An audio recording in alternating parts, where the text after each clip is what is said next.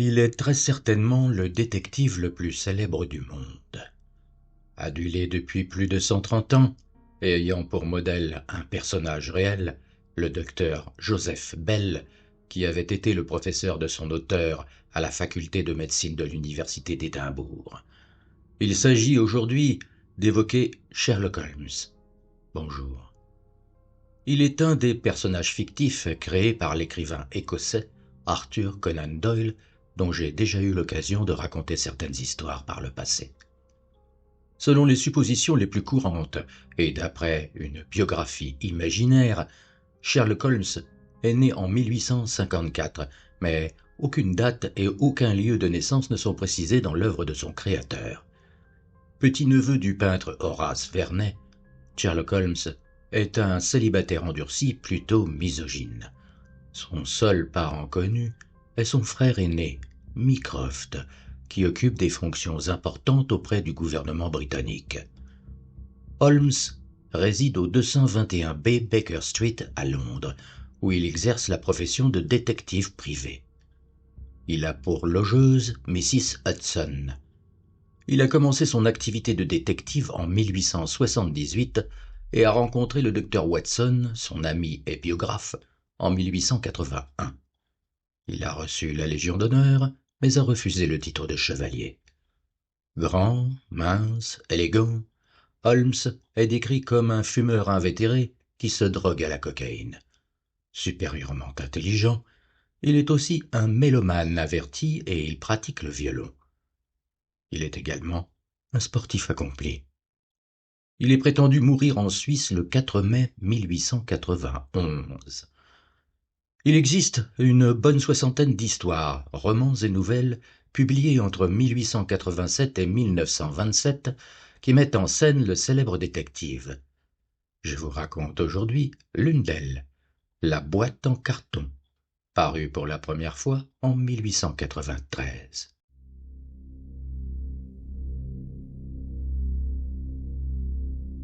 Des monts et merveilles, Michael Darjoy.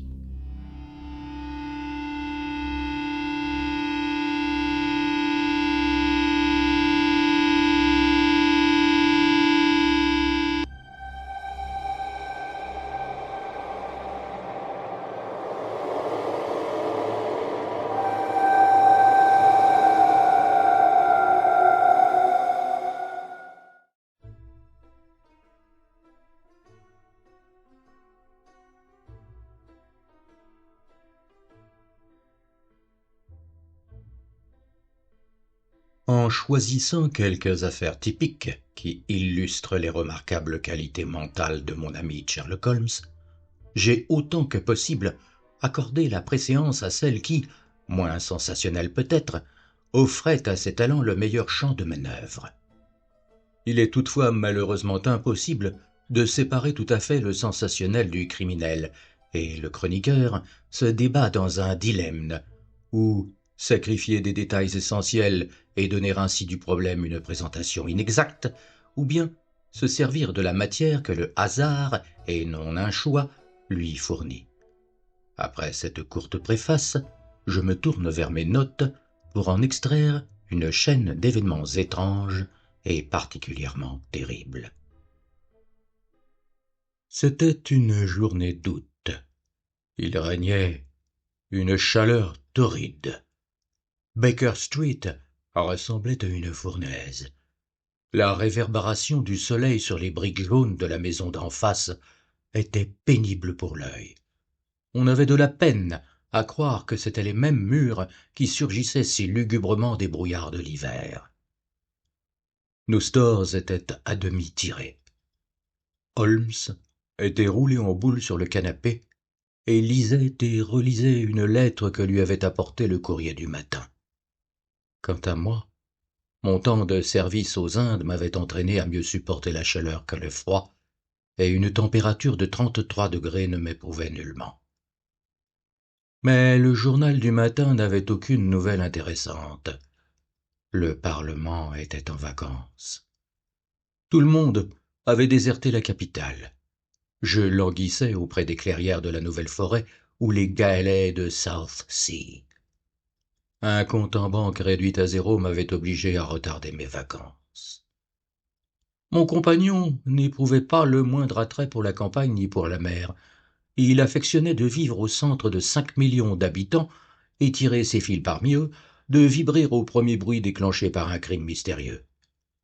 L'amour de la nature ne faisait certes pas partie de ses dons innombrables. Comme Holmes me semblait trop absorbé pour bavarder avec moi, j'avais rejeté mon journal et, m'adossant sur ma chaise, j'étais tombé dans une profonde rêverie. Soudain, la voix de Sherlock Holmes s'immisça dans mes pensées.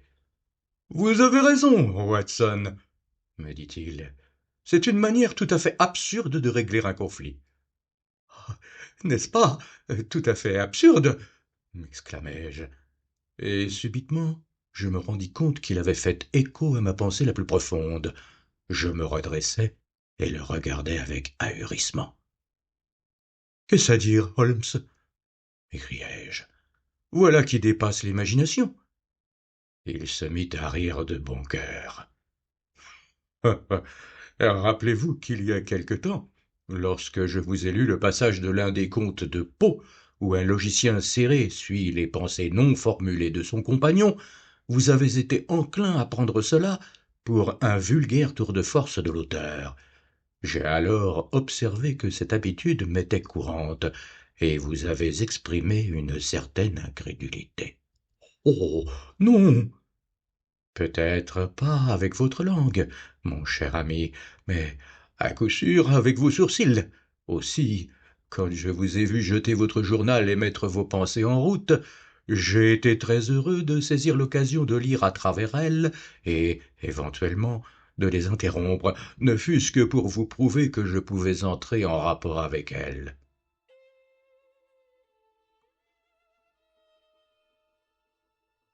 Je ne me contentais pas de si peu. Dans l'exemple que vous m'avez lu, lui répondis-je, le logicien tirait ses conclusions des gestes de l'homme qui l'observait. Si je me souviens bien, son sujet trébuchait sur un tas de pierres, levait le nez vers les étoiles, etc. Mais moi, je suis resté tranquillement assis sur ma chaise. Quels indices aurais-je pu vous offrir? Vous êtes injuste envers vous-même. La physionomie a été donnée à l'homme pour lui permettre d'exprimer ses émotions.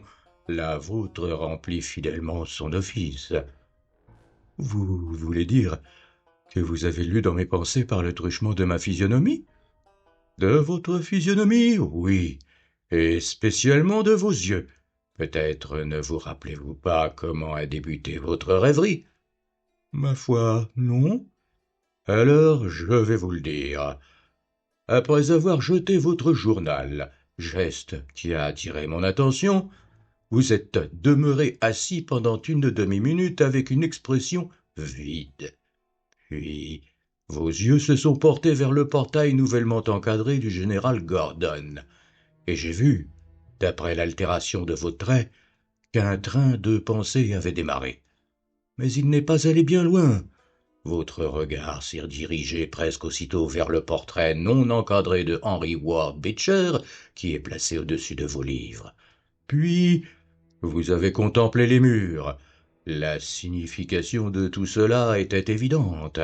Vous étiez en train de penser que si le portrait était encadré, il remplirait juste cet espace nu et ferait un heureux vis-à-vis au portrait de Gordon.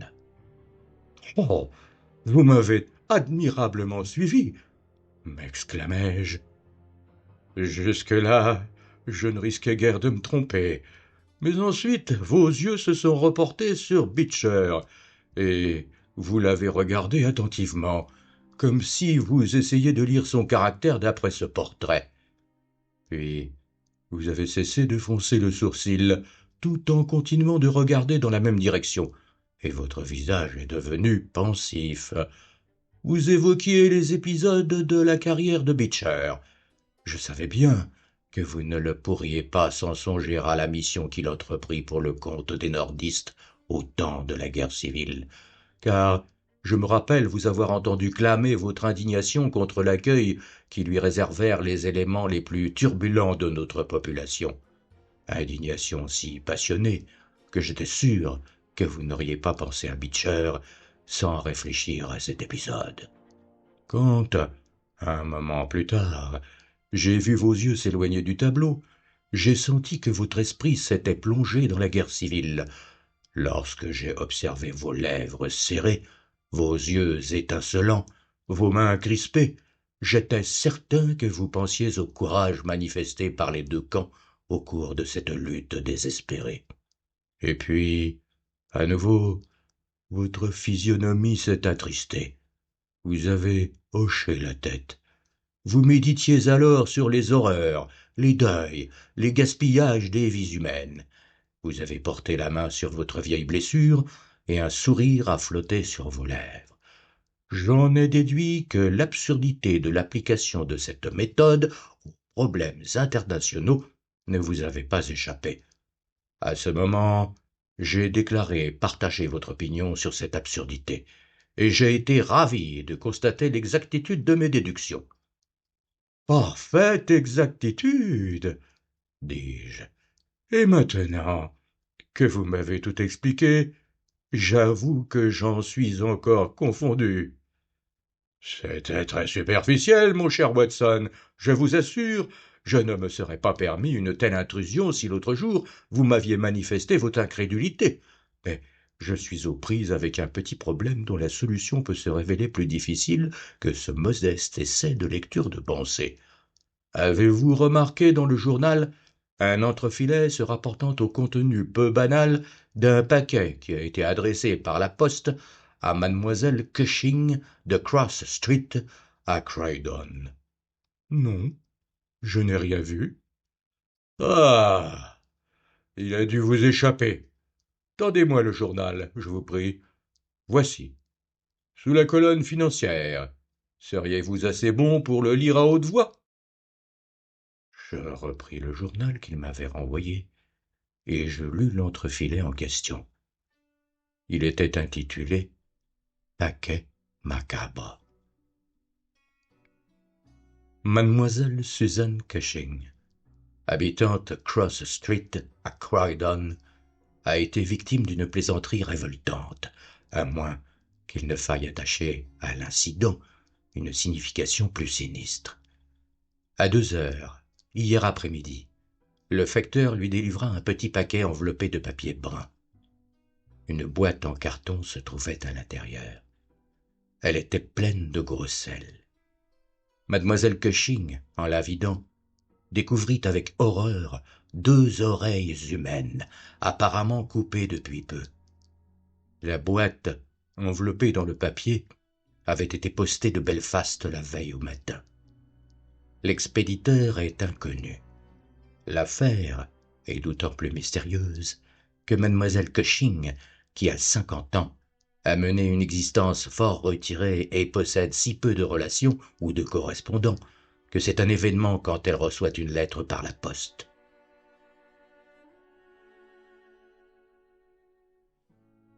Cependant, il y a quelques années, lorsqu'elle habitait à Penge, elle avait loué des chambres de sa maison à 3 jeunes étudiants en médecine dont elle dut se débarrasser en raison de leurs habitudes bruyantes et irrégulières.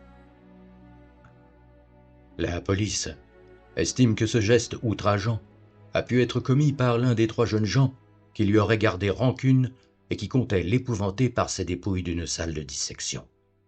Cette thèse s'appuie sur le fait qu'un étudiant était originaire du nord de l'Irlande et même, selon les dires de mademoiselle Cushing, de Belfast. En attendant, une enquête est ouverte. Elle a été confiée à M. Lestrade, qui est l'un de nos meilleurs détectives. « Assez pour le Daily Chronicle, fit Holmes, quand j'eus achevé ma lecture. Passons à notre ami Lestrade. Ce matin, j'ai reçu un mot de lui. Voici ce qu'il écrit. Je pense que cette affaire est tout à fait dans votre ligne.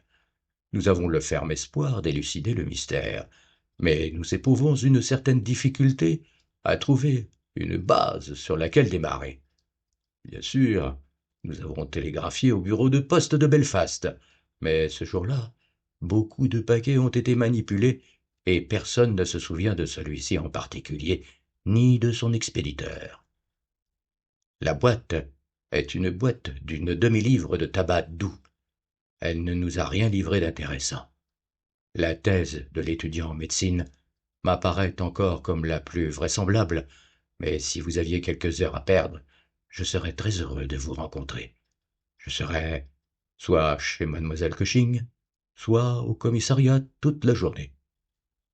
Qu'en dites-vous, Watson? Vous sentez-vous capable de braver la chaleur et de descendre à Croydon avec moi pour courir le risque d'enrichir vos annales? Je ne demandais justement que d'avoir quelque chose à faire. Eh bien, voilà le quelque chose. Sonnez pour commander un fiacre. Je troque ma robe de chambre contre un veston, je garnis mon étui à cigares, et je suis prêt. Pendant que nous étions dans le train, un orage éclata, et la chaleur nous parut moins oppressante à Croydon que dans la capitale. Holmes avait envoyé un télégramme à Lestrade qui nous attendait à la gare. Le représentant de Scotland Yard était toujours aussi sec, nerveux, sémillant, semblable à une fouine. Au bout de 5 minutes de marche, nous arrivions à Cross Street, où habitait mademoiselle Cushing. C'était une très longue rue bordée par des maisons de briques à 2 étages, coquettes et propres. Les perrons étaient d'un blanc impeccable. Des commères en tablier jacassaient sur le pas des portes. 200 mètres plus loin, Lestrade s'arrêta et frappa. Une jeune bonne lui ouvrit.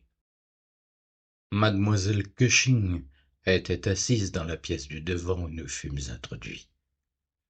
Elle avait le visage placide, de grands yeux doux, des cheveux grisonnants qui dessinaient une boucle sur chaque tempe. Une tétière était posée sur ses genoux. Sur un tabouret, à côté de sa chaise, un panier débordait de soie de couleur. « Elles sont dans l'appendice, ces horreurs, » dit-elle à Lestrade quand nous entrâmes. « Je voudrais bien que vous m'en débarrassiez. »« Je n'y manquerai pas, mademoiselle Cushing. Je les garderai ici jusqu'à ce que mon ami Mr. Holmes l'évite en votre présence. »« En ma présence? Mais pourquoi donc ?»« Pour le cas où il désirerait vous poser quelques questions. »« À quoi bon me poser des questions, alors que je vous dis et que je vous répète que je ne sais rien à leur sujet ?»« Bien sûr, mademoiselle, » intervint Holmes d'une voix lénifiante, « je comprends parfaitement que vous ayez été plus qu'ennuyé par toute cette affaire. »« Vous pouvez le dire, monsieur. Je suis une femme tranquille et je mène une existence retirée. C'est quelque chose de tout à fait nouveau pour moi que de voir mon nom dans les journaux et de recevoir la visite de la police. Je ne veux pas que vous les apportiez ici, monsieur Lestrade. Si vous voulez les regarder, allez dans l'appendice. » L'appendice était situé dans le jardinet derrière la maison. Lestrade y pénétra et en sortit une boîte jaune en carton, un morceau de papier marron et de la ficelle.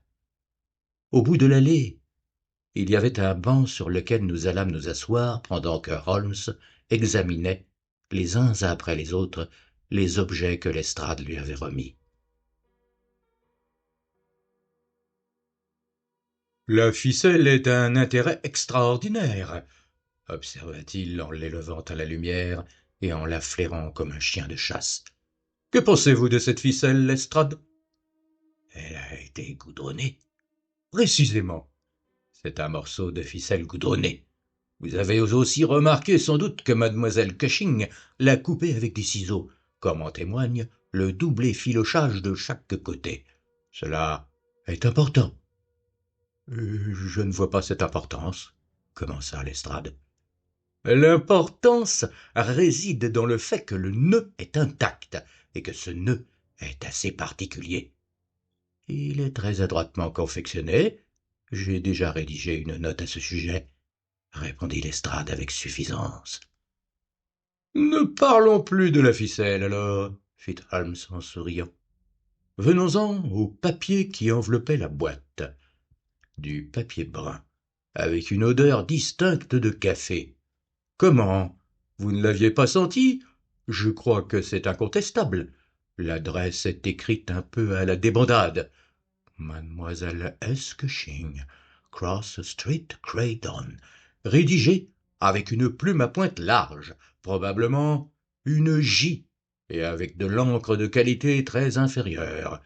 Le mot Croydon a d'abord été écrit avec un I, puis le I a été corrigé en Y. Le paquet a donc été adressé par un homme. L'écriture est indiscutablement masculine, d'une instruction limitée et peu familiarisée avec la vie de Croydon. Bon. La boîte est une boîte jaune d'une demi-livre de tabac doux. Elle ne présente rien d'intéressant sauf 2 traces nettes d'un pouce sous l'angle gauche. Elle est remplie de gros sel, d'une qualité habituellement utilisée pour la conservation des peaux et des cuirs grossiers. Et, couché dans le sel, voici les étranges pièces annexes de notre dossier.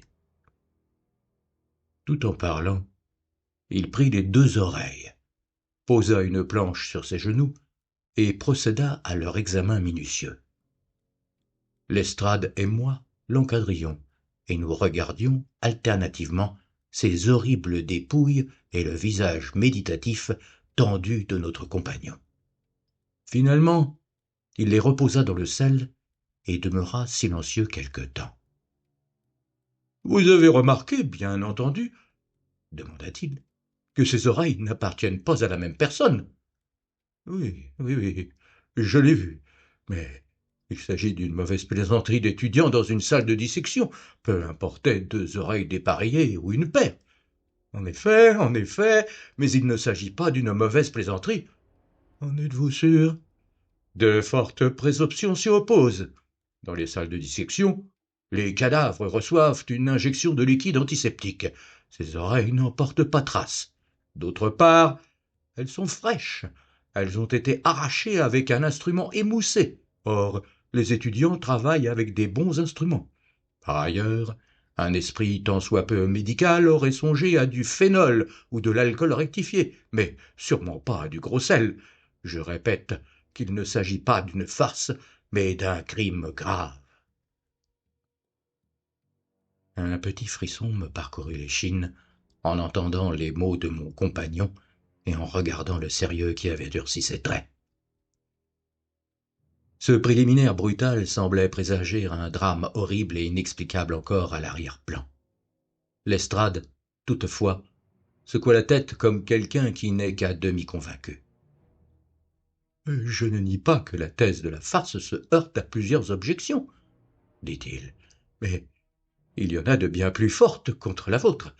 Nous savons que cette femme a mené une existence très discrète et très respectable, à Penge comme ici depuis 20 ans. Elle ne s'est presque jamais absentée de chez elle plus d'une journée. Pourquoi, dès lors, un criminel lui enverrait-il des preuves de son crime? À moins qu'elle ne soit une actrice consommée, elle ne comprend pas mieux l'affaire que nous-mêmes. « Tel est le problème que nous avons à résoudre, » répondit Holmes. « Pour ma part, je m'y attellerai en présumant que mon raisonnement est correct et qu'un double assassinat a été commis. L'une de ces oreilles est une oreille de femme, petite, délicate, percée par un anneau. Ces 2 personnes sont sans doute mortes, sinon nous aurions entendu parler d'elles. Nous sommes vendredi. Le paquet a été posté jeudi matin. Le drame a donc eu lieu mercredi ou mardi, ou plus tôt. Si ces 2 personnes ont été assassinées, qui d'autre que leur meurtrier aurait adressé à mademoiselle Cushing la preuve de son crime? Nous pouvons déduire que l'expéditeur du paquet est l'homme que nous recherchons. Mais il devait avoir une bonne raison pour l'adresser à mademoiselle Cushing. Quelle raison? Sans doute pour l'avertir que le crime avait été commis, ou peut-être pour la faire souffrir. Mais, dans ce cas, elle sait qui il est. Mais le sait-elle? J'en doute. Si elle le sait, pourquoi aurait-elle alerté la police? Elle aurait enterré les oreilles, et personne n'en aurait rien su. Voilà ce qu'elle aurait fait si elle avait désiré protéger le criminel. Et si elle ne désirait pas le protéger, alors elle nous aurait livré son nom. C'est un bel écheveau à débrouiller. Il avait parlé de sa voix aiguë et rapide, en regardant dans le vague. Soudain, il sauta sur ses pieds et se tourna vers la maison. « J'ai quelques questions à poser à mademoiselle Cushing, dit-il. « Dans ce cas, je vais vous laisser ici, déclara Lestrade, car j'ai une autre petite affaire en cours. Je crois n'avoir plus rien à tirer de mademoiselle Cushing. Retrouvez-moi au commissariat. »« Nous y passerons en nous rendant à la gare, » répondit Holmes. Nous nous retrouvâmes bientôt dans la pièce du devant, où la vieille demoiselle travaillait paisiblement à sa tétière.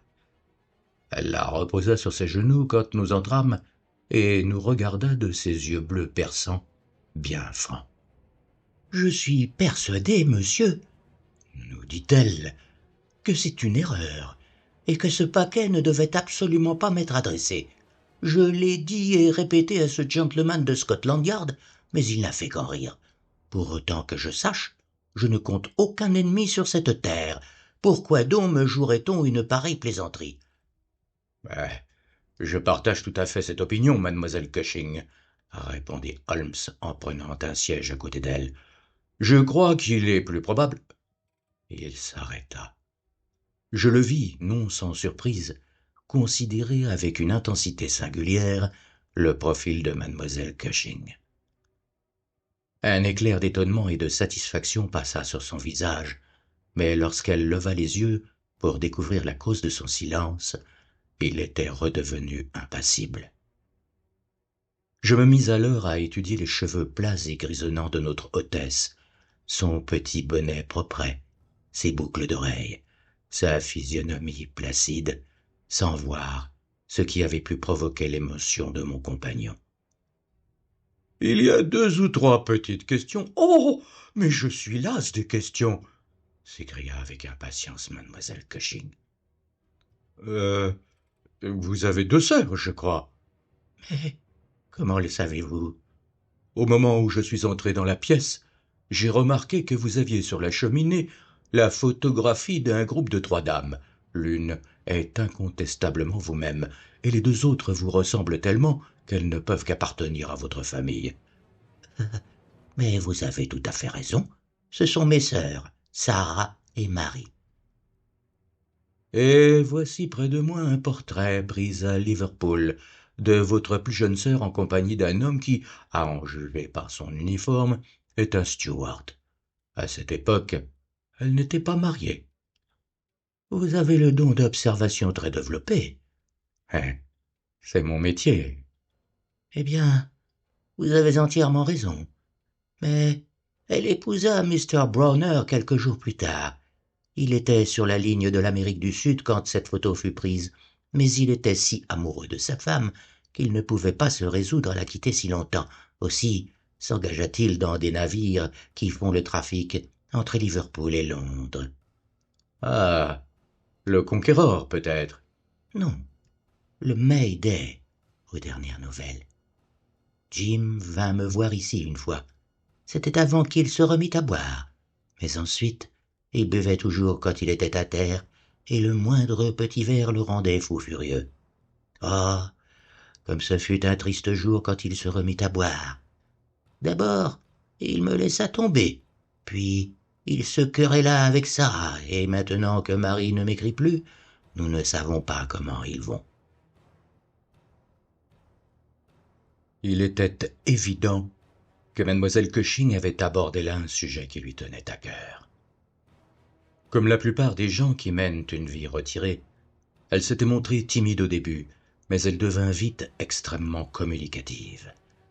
Elle nous donna beaucoup de détails sur son beau-frère, le steward, puis reprit le thème de ses précédents locataires, les étudiants en médecine, nous énuméra leurs défauts, leurs noms et les hôpitaux où ils travaillaient.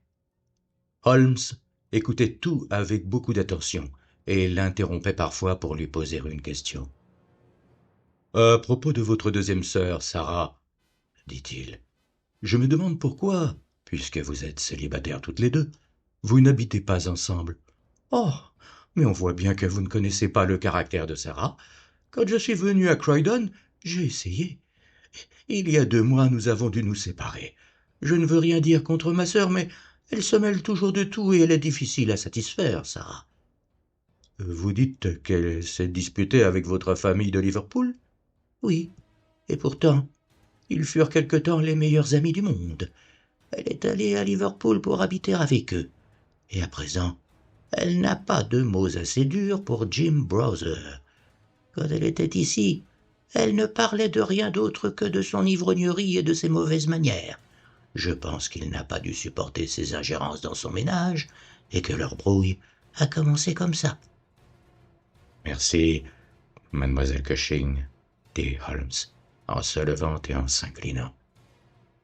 Votre sœur Sarah habite, m'avez-vous dit, dans le New Street à Wellington. Au revoir. Je suis tout à fait désolé que vous ayez été troublé par une affaire qui ne vous concernant nullement. Un fiacre passait quand nous sortîmes. Holmes le héla. « Wellington est loin d'ici » demanda-t-il. 1500 mètres, monsieur. Très bien. Grimpez, Watson. Il faut que nous battions le fer pendant qu'il est encore chaud. L'affaire a beau être simple, il reste encore quelques détails à préciser. Quand vous passerez devant un bureau de poste, cochez, vous vous arrêterez. Holmes expédia une courte dépêche et, quand le fiacre se remit en route, il s'adossa dans le fond de la voiture avec son chapeau rabattu sur les yeux pour se protéger du soleil. Notre cocher s'arrêta devant une maison qui ressemblait assez à celle que nous venions de quitter. Mon compagnon lui commanda de nous attendre, et au moment où il posait sa main sur le heurtoir, la porte s'ouvrit, et un grave gentleman vêtu de noir, coiffé d'un chapeau très lustré, apparut sur le perron. « Mademoiselle Cushing est-elle ici » s'enquit Holmes. « Mademoiselle Sarah Cushing est très gravement malade, » répondit-il. « Depuis hier, elle souffre d'un dérangement cérébral extrêmement sérieux. En ma qualité de médecin, je ne saurais prendre la responsabilité d'autoriser une visite. Je vous prie de revenir dans 10 jours. » Il enfila ses gants, referma la porte et descendit la rue. « Eh bien, si nous ne pouvons pas, nous ne pouvons pas, » fit Holmes avec entrain. « Peut-être n'aurait-elle pas pu ou voulu vous en dire beaucoup. » Je ne voulais pas qu'elle me dise grand-chose. Je voulais simplement la regarder. Tout compte fait, je pense que j'ai amassé tout ce dont j'avais besoin. Conduisez-nous à un restaurant convenable, cocher. Nous allons déjeuner, après quoi nous irons retrouver l'ami Lestrade au commissariat de police. Nous déjeunâmes fort agréablement tous les deux. Holmes ne parla pas d'autre chose que de violon, et il me conta avec beaucoup de verve comment il avait acheté son Stradivarius personnel qui valait au moins 500 guinées chez un brocanteur juif de Tottenham Court pour 55 shillings. Ce qui le lança sur Paganini, et pendant 1 heure, il multiplia les anecdotes sur cet homme extraordinaire.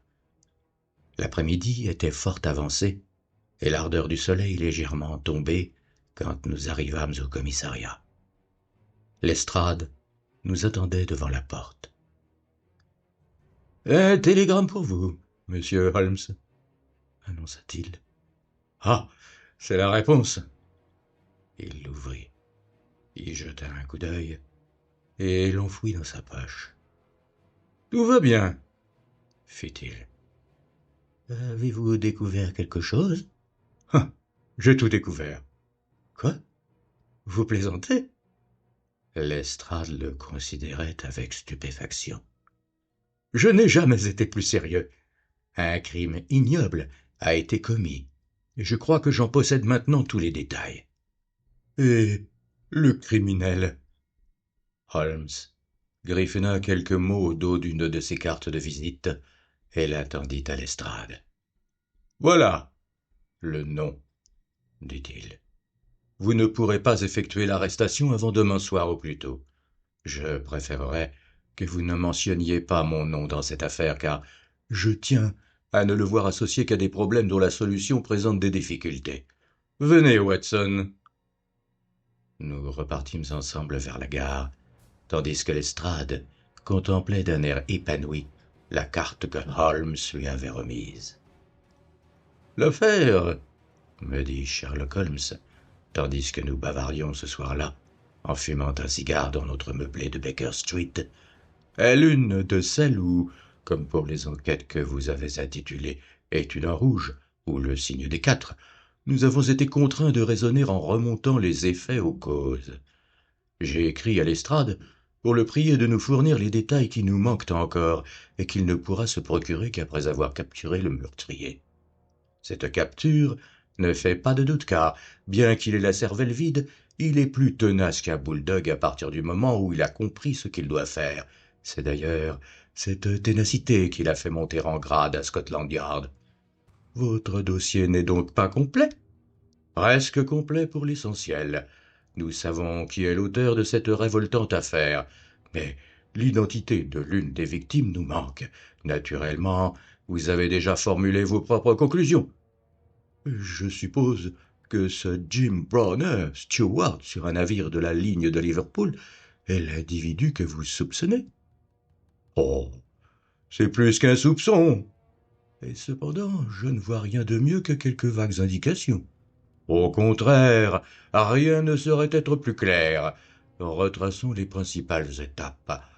Nous avons abordé l'affaire, vous vous en souvenez, avec un esprit totalement vierge, ce qui est toujours un avantage. Nous n'avions pas échafaudé de théorie. Nous étions là simplement pour observer et tirer des déductions de nos observations. Qu'avons-nous vu pour commencer? Une demoiselle très tranquille et fort respectable, qu'on ne pouvait absolument pas accuser de nous cacher quelque chose, et puis une photographie qui m'a révélé qu'elle avait 2 sœurs plus jeunes. Instantanément, j'ai pensé que la boîte avait pu être adressée à l'une ou à l'autre. J'ai mis cette idée de côté, en me disant que nous pourrions la vérifier ou l'infirmer à loisir. Puis, nous nous sommes rendus dans le jardin, et nous avons examiné le contenu de la petite boîte jaune. La ficelle était du genre de celle dont se servent les voiliers à bord d'un navire. Tout de suite, notre enquête s'est parfumée d'un souffle d'air marin.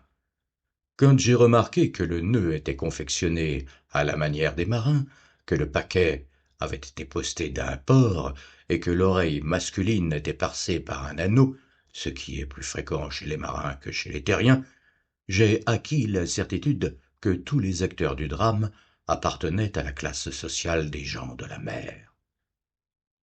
Quand j'ai examiné l'adresse du paquet, j'ai constaté qu'elle portait le nom de Mademoiselle S. Cushing. La sœur aînée s'appelait, bien sûr, Mademoiselle Cushing, et bien que l'initiale du prénom fût un S, cette S pouvait concerner aussi bien l'une de ses sœurs. Dans ce cas-là, il fallait reprendre toute l'affaire sur de nouvelles bases. Je me suis donc rendu dans la maison pour éclaircir ce point. J'allais affirmer à mademoiselle Cushing que j'étais convaincu qu'une erreur avait été commise, quand je me suis brusquement, vous vous le rappelez, interrompu.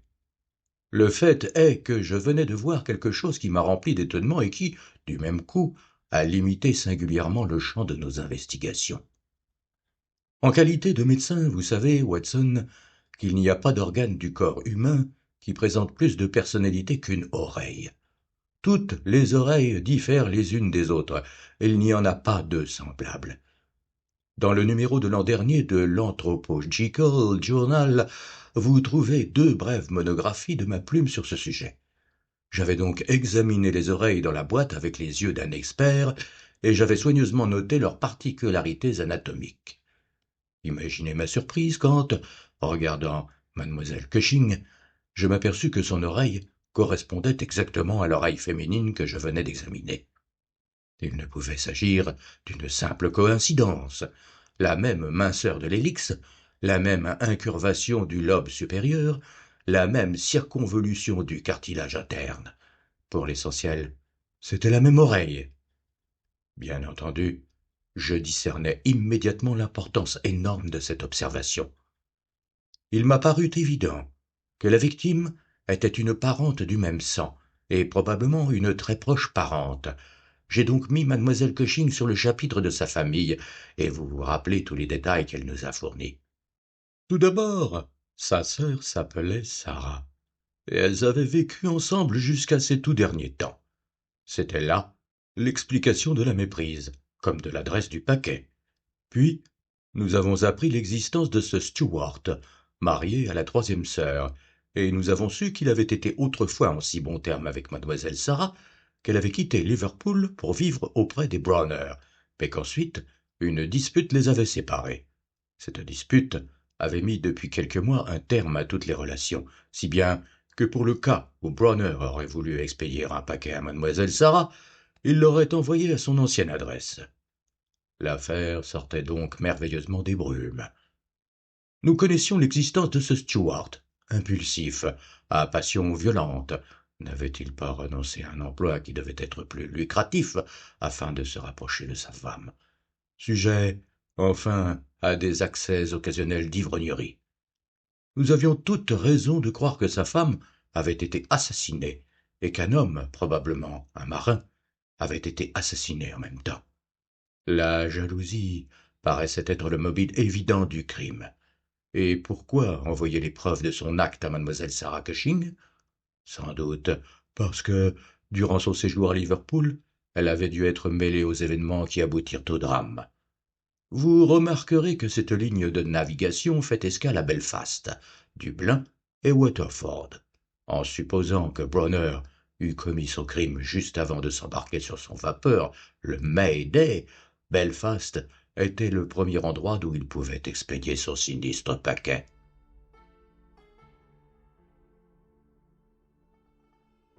À cette étape, une deuxième solution était évidemment possible, bien que je l'eusse jugée improbable. Encore, me fallait-il en avoir le cœur net avant d'aller plus loin. Un amoureux éconduit aurait pu avoir tué monsieur et madame Browner, et l'oreille masculine aurait alors appartenu au mari. De sérieuses objections se levaient contre cette hypothèse, mais elle était, après tout, possible. J'ai donc envoyé une dépêche à mon ami Haggard, de la police de Liverpool, et lui ai demandé de me dire si madame Browner était chez elle, et si Browner avait embarqué sur le May-Day. Puis, nous sommes allés à Wellington rendre visite à mademoiselle Sarah. J'étais surtout curieux de voir si cette oreille de famille était aussi bien reproduite sur elle. D'autre part, elle pouvait nous fournir d'importants renseignements, mais je n'y comptais guère. Elle avait dû entendre parler de l'affaire de la veille, puisque tout Croydon le savait, et que seule elle était à même de comprendre la signification du paquet. Si elle avait voulu aider la justice, elle se serait déjà mise en communication avec la police. Néanmoins, il était de notre devoir d'aller la voir. Nous nous sommes rendus chez elle. Nous avons appris que la nouvelle de l'arrivée du paquet, car sa maladie date de ce moment-là, avait déclenché une fièvre cérébrale. Il était plus clair que jamais qu'elle en comprenait toute la signification, mais qu'avant un certain laps de temps, elle ne nous serait d'aucun secours. Nous n'avions pas besoin, heureusement, de son témoignage. La réponse à mon télégramme nous attendait au commissariat de police. Rien n'aurait pu être plus concluant. Depuis plus de 3 jours, la maison de madame Browner était fermée, et les voisins pensaient qu'elle était allée dans le sud voir ses sœurs. Le bureau maritime certifiait que Browner s'était embarqué à bord du May-Day, dont l'arrivée dans la Tamise est prévue pour demain soir. Quand il arrivera, il sera cueilli par notre ami Lestrade, peu malin, mais décidé. Je ne doute pas que nous n'obtenions alors tous les détails qui nous manquent. Sherlock Holmes ne fut pas déçu. Le surlendemain, il reçut une grande enveloppe qui contenait une courte lettre du détective et un document dactylographié de plusieurs pages. « Oh, Lestrade l'a fort bien cueilli, » dit Holmes. « Peut-être voudriez-vous savoir ce qu'il me dit? Alors, voyons, mon cher monsieur Holmes, comme suite au plan que nous avions élaboré pour la confirmation de nos théories, oh, le nous n'est pas mal, hein, Watson? Je me suis rendu à l'Albert Dock hier soir à 6 heures et je suis monté à bord du vapeur May-Day appartenant à la compagnie Packet de Londres, Dublin, Liverpool. Après enquête, j'ai découvert qu'il y avait parmi l'équipage un steward du nom de James Browner qui s'était comporté pendant le voyage d'une façon si extraordinaire que le commandant s'était vu contraint de le relever de son poste. Je suis descendu dans sa cabine et je l'ai trouvé assis sur un coffre, la tête dans les mains et se balançant d'arrière en avant. C'est un grand gaillard, costaud, sans barbe, très bronzé, un type dans le genre d'Albridge qui nous aida dans l'affaire de la blanchisserie fantôme. Il bondit quand il entendit ce que j'avais à lui dire. J'avais déjà porté mon sifflet à la bouche pour appeler 2 agents de la police fluviale qui se trouvaient dans le coin, mais il s'effondra et me tendit tranquillement les poignets pour que je lui passe les menottes. Nous l'avons mis en cellule au commissariat et nous avons emmené son sac pour le cas où il contiendrait quelque chose d'intéressant. À l'exception d'un grand couteau tranchant, comme en ont beaucoup de marins, nous n'avons rien trouvé de notable. Nous n'avons cependant pas besoin de preuves supplémentaires car, une fois traduit devant l'inspecteur de service au commissariat, il demanda à faire une déposition qui fut prise en sténo et dactylographiée en 3 exemplaires. Vous en trouvez un dans le pli. L'affaire s'avère, comme je l'avais toujours pensé, d'une simplicité enfantine, mais je vous suis très obligé de l'aide que vous m'avez apportée. Avec mes meilleurs sentiments, votre G. Lestrade. Reprit Holmes. L'affaire était vraiment d'une simplicité enfantine, mais je crois qu'il ne l'avait pas trouvée aussi simple lorsqu'il nous a demandé un coup de main. N'importe. Voyons ce que dit Jim Browner. Voici sa déposition, telle qu'elle a été enregistrée devant l'inspecteur Montgomery du commissariat de police de Shadwell. Elle a l'avantage d'être prise sur le vif.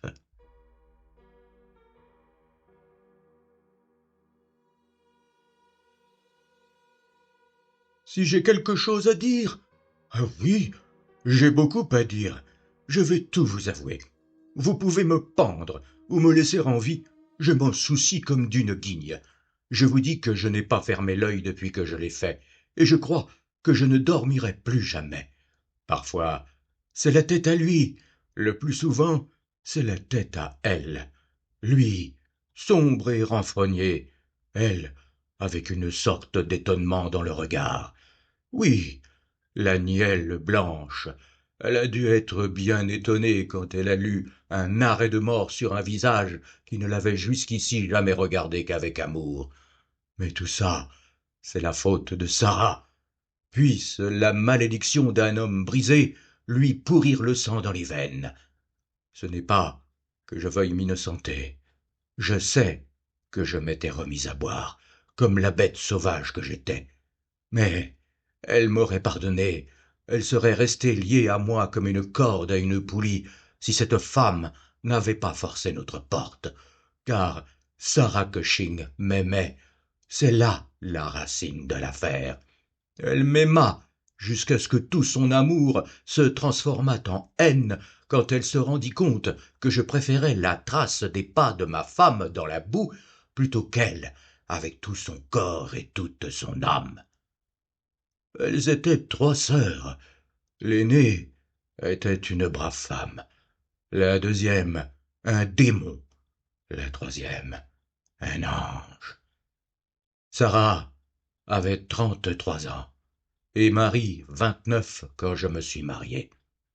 Nous étions parfaitement heureux quand nous vivions tous les deux, et dans tout Liverpool, il n'y avait pas de meilleure femme que ma Marie. Et puis, nous avons invité Sarah à passer une semaine chez nous. La semaine est devenue un mois, et finalement, elle s'est installée. À cette époque, je ne buvais que de l'eau. Nous mettions régulièrement un peu d'argent de côté, et l'avenir était aussi clair qu'un dollar neuf. Mon Dieu, qui aurait pensé que cela se terminerait ainsi? Qui l'aurait jamais imaginé? Généralement, je passais les week-ends à la maison. Parfois, si le bateau était retardé par un changement, je restais toute une semaine, j'eus de cette façon l'occasion de voir de plus près la belle-sœur Sarah.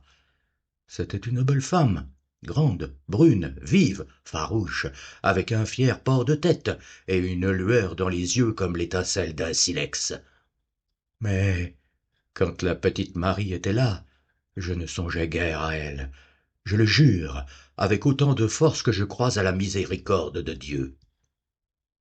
J'avais remarqué quelquefois qu'elle aimait être seule avec moi, ou qu'elle me demandait de la sortir, mais je n'avais jamais pensé à autre chose.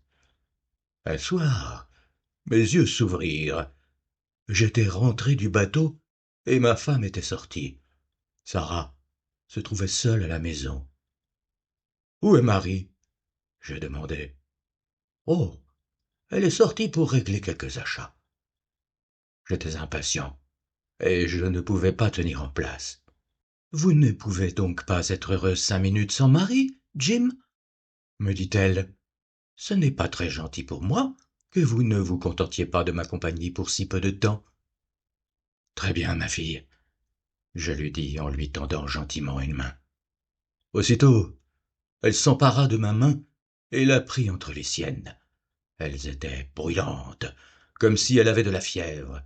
Alors, je la regardai, et dans ses yeux, je lus tout. Il n'y avait pas besoin de parler, ni l'un ni l'autre. Je fronçai le sourcil et dégageai ma main. Elle se tint debout à côté de moi, sans rien dire, puis posa sa main sur mon épaule. « Du calme, vieux Jim, » me dit-elle, et sur un rire moqueur, elle quitta la pièce en courant. Eh bien, depuis ce jour, Sarah me voit une haine féroce, et je jure que c'est une femme qui peut haïr. J'ai été stupide de tolérer qu'elle continue à vivre avec nous. Oui, un imbécile, mais je n'ai rien dit à Marie, pour ne pas lui faire de la peine. Les choses ont continué comme par le passé, mais au bout d'un certain temps, j'ai noté que Marie changeait. Toujours, elle avait été confiante, naïve, voilà qu'elle devenait bizarre, soupçonneuse. Elle voulait savoir où j'avais été, ce que je faisais, qui m'écrivait, ce que j'avais dans mes poches, et 1000 autres bêtises. De jour en jour, elle se faisait plus irritable, plus étrange. Nous nous disputions sans raison pour des riens. Je n'y comprenais goutte. Sarah m'évitait maintenant, mais elle et Marie étaient inséparables. Je me rends compte à présent qu'elle complotait contre moi et qu'elle envenimait le caractère de ma femme, mais j'étais tellement aveugle que je ne le supposais même pas. Puis, je me suis remis à boire. Cela, je crois que je ne l'aurais pas fait si Marie était restée la même. Du coup, elle trouva un motif de reproche, et entre nous, le fossé se creusa de plus en plus. Survint alors cette Alec Fairbairn. Les choses se noircirent 1000 fois plus. C'était pour Sarah qu'il commença à nous rendre visite, mais il vint bientôt pour nous tous, car c'était un homme séduisant, et il se faisait des amis partout où il allait. Beau garçon, fanfaron, tiré à 4 épingles, frisé, il avait vu la moitié du monde, et il savait parler de ce qu'il avait vu. Il était agréable, je ne le nie pas, et pour un marin, il était extraordinairement poli, ce qui me donnait à penser qu'autrefois, il avait dû se tenir sur la poupe et non sur la plage avant. Pendant un bon mois, il vint chez moi à sa fantaisie. Jamais je ne pensais qu'un mal quelconque pourrait naître de ses manières douces et insinuantes. Un jour, tout de même, un incident me le rendit suspect. À partir de ce moment-là, je perdis mon repos pour toujours. Un très petit incident. J'étais arrivé à l'improviste dans le salon et, quand j'ouvris la porte, j'aperçus sur le visage de ma femme un éclat de joie. Mais quand elle vit que c'était moi, cet éclat s'évanouit et elle se détourna toute déçue. C'en fut assez pour moi. Il n'y avait personne d'autre qu'Alec Fairbairn dont le pas pouvait être confondu avec le mien. Si je l'avais remarqué à cet instant-là, je l'aurais tué, car j'ai toujours agi comme un fou quand je me mettais en colère. Marie vit dans mon regard la lueur du diable, et elle courut vers moi en posant sa main sur ma manche. « Non, Jim, non !» me dit-elle. « Où est Sarah ?» j'ai demandé. « Dans la cuisine. »« Sarah !» j'ai dit quand je suis rentré dans la cuisine. « Ce Fairbairn, qu'il ne remette jamais les pieds chez moi !» Elle m'a regardé. « Et pourquoi ?» j'ai répondu. « Parce que c'est mon ordre. »« Oh !» elle a dit. « Si mes amis ne sont pas dignes de cette maison, alors je ne suis pas digne d'elle non plus. »« Vous ferez ce que vous voudrez, » j'ai dit. « Mais si ce Fairbairn se montre encore une fois ici, je vous enverrai l'une de ses oreilles en guise de souvenir. » Elle a été épouvantée par l'expression de mon visage, je crois, car elle ne m'a rien répondu. Et le soir même, elle quittait ma maison. Ma foi, je ne sais pas si c'était pure diablerie de la part de cette drôlesse, ou si elle croyait pouvoir me tourner contre ma femme en encourageant celle-ci à se mal conduire. Toujours est-il qu'elle alla s'établir à 2 rues de chez moi pour louer des chambres à des marins.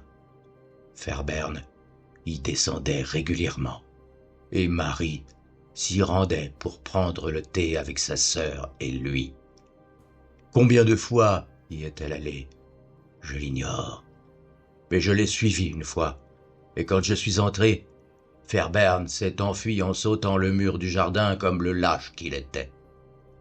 Je jurais à ma femme que je la tuerais si je la retrouvais avec lui, et je la ramenai à la maison. Elle tremblait, sanglotait, elle était aussi blanche qu'une feuille de papier. Il n'y eut plus d'amour entre nous. Je pouvais me rendre compte qu'elle me détestait. Quand cette idée me poussait à boire, elle me méprisait et me haïssait encore plus. Sur ces entrefaits, Sarah comprit qu'elle ne pouvait gagner sa vie à Liverpool, et elle partit pour Croydon afin d'habiter, je crois, avec sa sœur. À la maison, les choses continuèrent d'aller leur train. Et puis, ce fut cette dernière semaine, et toute la misère et l'anéantissement de tout. Voici comment. Nous avions embarqué à bord du Mayday pour un voyage circulaire d'1 semaine, mais une barrique se désamarra et démolit l'une de nos tôles, si bien que nous dûmes regagner le port pour 12 heures. Je descendis à terre et rentrai à la maison. J'espérais que peut-être ma femme serait heureuse de me voir si tôt de retour. Quand je tournais dans ma rue, un fiacre me croisa, et je la vis à l'intérieur, assise à côté de Fairbairn, tous deux riant aux éclats et bavardant. Ils étaient loin de penser à moi, qui les observais du trottoir. Je vous le dis, je vous en donne ma parole. À partir de cet instant, je ne fus plus mon maître. La suite se présente comme un rêve confus quand j'y repense. J'avais beaucoup bu ces derniers temps, et les 2 choses ensemble me montèrent au cerveau. Maintenant, il y a quelque chose qui bat dans ma tête, comme un marteau de charpentier, mais ce matin-là, il me semblait avoir dans les oreilles le bruit de tout le Niagara. Alors, j'ai pris mes jambes à mon cou et j'ai poursuivi le fiacre. J'avais à la main un lourd gourdin de chêne, et je vous dis que d'abord j'ai vu rouge. Mais tout en courant, je réfléchissais et j'ai ralenti un peu afin de les voir sans être vu. Ils s'arrêtèrent à la gare. Autour des guichets, il y avait beaucoup de monde. Je pus donc m'approcher sans attirer leur attention. Ils prirent des billets pour New Brighton. Moi aussi. Je montai dans le 3e compartiment derrière eux. À New Brighton, ils se promenèrent le long du boulevard de la Palage. Je les suivais à 100 mètres. Enfin, je les vis louer un bateau, monter dedans. Il faisait très chaud. Sans doute cherchait-il un peu de fraîcheur sur l'eau. C'était juste comme s'il m'était donné dans la main. Il y avait un peu de brume, On ne pouvait pas voir à plus de quelques centaines de mètres. Je louais un bateau, moi aussi, et je tirais sur les avirons. Je distinguais le sillage de leur embarcation, mais ils avançaient presque aussi vite que moi, et ils étaient à peu près à 1500 mètres du rivage quand je parvins à leur hauteur. La brume nous enveloppait comme dans un rideau, et nous étions tous les trois, seuls, en plein milieu. Mon Dieu, oublierai-je jamais leur visage quand ils reconnurent l'homme qui montait la barque tout près d'eux. Elle se mit à hurler. Lui jura comme un forcené et essaya de porter un coup d'aviron contre moi car il avait dû lire le meurtre dans mon regard. Je l'évitai et lui assénai un coup de gourdin qui lui écrasa la tête comme un œuf. Je l'aurais peut-être épargné, elle, en dépit de toute ma folie, mais elle glissa ses bras autour de lui, criant et appelant « Alec !» Je frappai un deuxième coup. Elle s'écroula à côté. J'étais comme une bête sauvage ayant bu du sang. Si Sarah s'était trouvée là, par le Seigneur, elle les aurait rejoints. Je tirai mon couteau et, là, j'en ai dit assez. J'éprouvais une sorte de joie féroce quand je pensais à la tête de Sarah quand elle verrait les conséquences de ses intrigues. Puis, j'attachai les deux corps au bateau. Je creusai une planche et je restai là jusqu'à ce qu'ils eussent sombré. Je savais bien que le loueur des bateaux penserait qu'ils étaient perdus dans la brume et qu'ils avaient dérivé en pleine mer. Je me nettoyai, revins à terre et rembarquai à bord de mon navire sans qu'âme au monde ait soupçonné ce qui s'était passé. Cette nuit-là, je préparai le paquet pour Sarah Cushing. Le lendemain, je l'expédiai de Belfast. Voilà, j'ai dit toute la vérité. Vous pouvez me pendre. Vous pouvez faire de moi tout ce que vous voudrez. Mais vous ne pourrez pas me punir comme déjà j'ai été puni. Je ne peux pas fermer les yeux sans voir ces deux visages me regarder comme ils l'ont fait quand mon bateau a troué la brume. Je les ai tués vite. Eux me tuent lentement. Encore une autre nuit, et je serai mort ou fou avant le matin.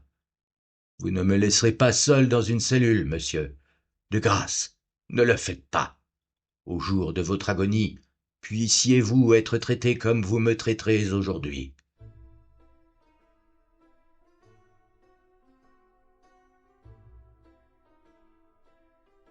Alors, quelle est la signification de tout cela, Watson ? Me demanda Holmes d'un ton solennel en reposant le document. À quelle fin tend ce cercle de misère, de violence et de peur ? Il doit bien tendre à une certaine fin. Sinon, notre univers serait gouverné par le hasard, ce qui est impensable.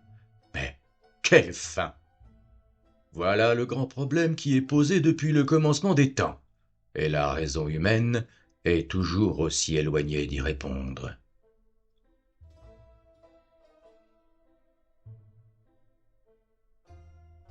C'était Sherlock Holmes dans La boîte en carton, une nouvelle de Sir Arthur Conan Doyle parue en 1893. Il me reste à vous souhaiter une bonne soirée et à bientôt.